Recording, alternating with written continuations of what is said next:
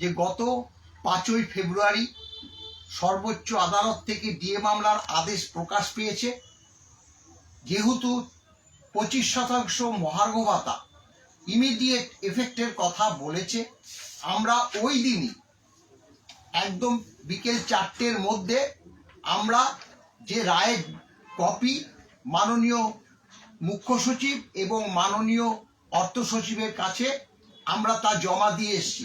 তার রিসিপ্ট কপিটাও আমরা আপনাদেরকে এর আগেও দেখিয়েছি, এবারও সেই প্রেক্ষিত দেখালাম। পরবর্তীকালে দেখুন, যেহেতু বলেছে যে ইমিডিয়েট এফেক্ট, গত 5 তারিখে আমরা যেহেতু দুটো অর্ডারই অফিসিয়ালদের কাছে দিয়ে এসছি, তারা রিসিভ করেছে, অতএব তারা জেনেও গেছে যে ডিএ এখন যে 25% দিতেই হবে। কিন্তু তা আজ পর্যন্ত না পাওয়ার জন্য আজকে যে তাদেরকে আলটিমেটাম দিল মাননীয় ফিরদৌস শামীম মহাশয়, এবং তা আমরা জমা দিয়ে আসলাম। আদালত অবমাননার নোটিশ আজকে সার্ভ করলাম মাননীয় মুখ্য সচিব এবং মাননীয় অর্থ সচিবের নিকট।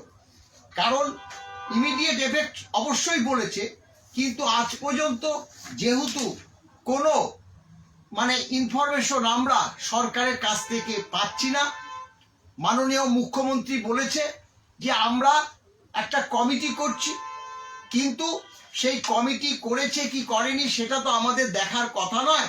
করলে করুক, সেটা কি আদালতে অবমাননার সামিল হবে না?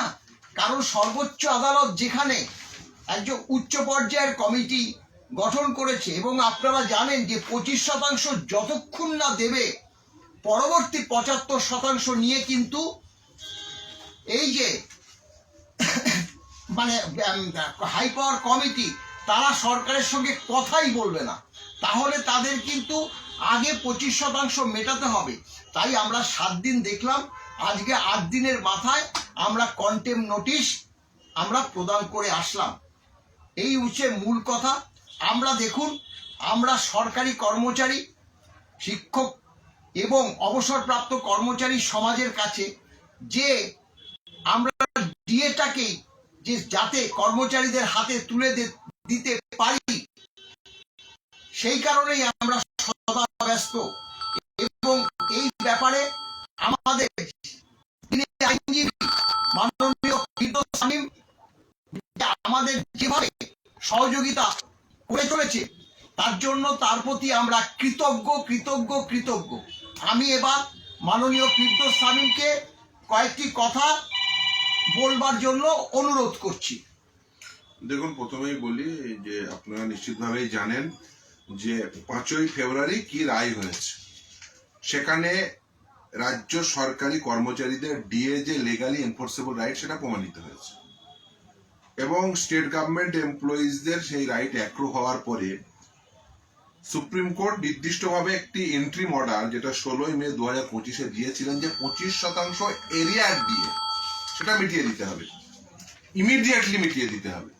কারণ সেই নির্দেশটি কোর্ট করে উইদিন ইনভাইটেড কমা সেই নির্দেশটাকে কোর্ট করে দিয়েছে 16ই মে নির্দেশটি অর্ডার বলে।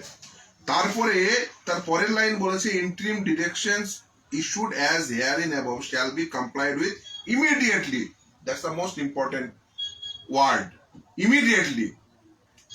তারপরে প্যারাগ্রাফ 59.5 তারপরে স্টার্ট হচ্ছে 59.4-এ নির্দিষ্টভাবে বলে দিয়েছে 25% সেই ইন্ট্রিম নির্দেশ, অন্তর্বর্তীকালীন নির্দেশ যেটি ছিল এরিয়া ডের, সেটা ইমিডিয়েটলি পালন করতে হবে।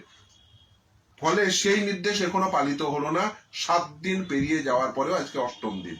ফলে খুব স্বাভাবিকভাবে আদালত অবমাননার নোটিশ, যেটা মলয়বাবু বললেন, তিনি এসেছিলেন তাকে যা আইনি পরামর্শ দেওয়ার, এবং সেই অনুযায়ী এই নির্দেশনামা অমান্য করার জন্য আদালত অবমাননার নোটিশ, সেটা খুব স্বাভাবিক। কর্মচারীরা বারবার ফোন করছেন, জানতে চাইছেন যেটা যে আমরা এটা আদৌ পাবো কিনা। নিশ্চিতভাবে আপনি পাবেন, তার কারণ আদালতের এই নির্দেশ সেটি রয়েছে, এবং এই নির্দেশ টাইম বাউন্ড ম্যানারে বলা আছে। তার কারণ আপনারা দেখেছেন, পড়েছেন, জেনেছেন, বুঝেছেন যে 6 মার্চের মধ্যে হাই পাওয়ার কমিটি তৈরি করতে হবে, ইমিডিয়েটলি 25% এরিয়া দিয়ে।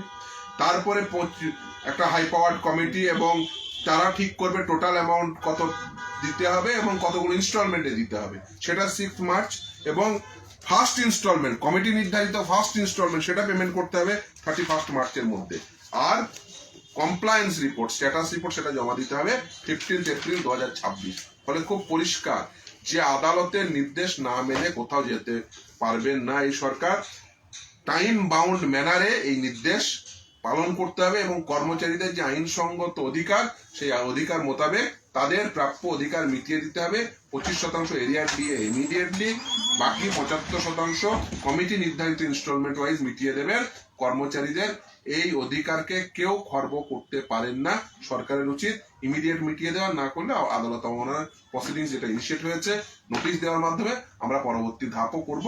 এবং এই যারা রেসপন্সিবল থাকবেন তারা খুব স্বাভাবিকভাবে আদালত অবমাননার যে নির্দিষ্ট রীতিনীতি রয়েছে সেই নির্দিষ্ট রীতিনীতি অনুযায়ী তাদের ফেস করতে হবে আদালতকে।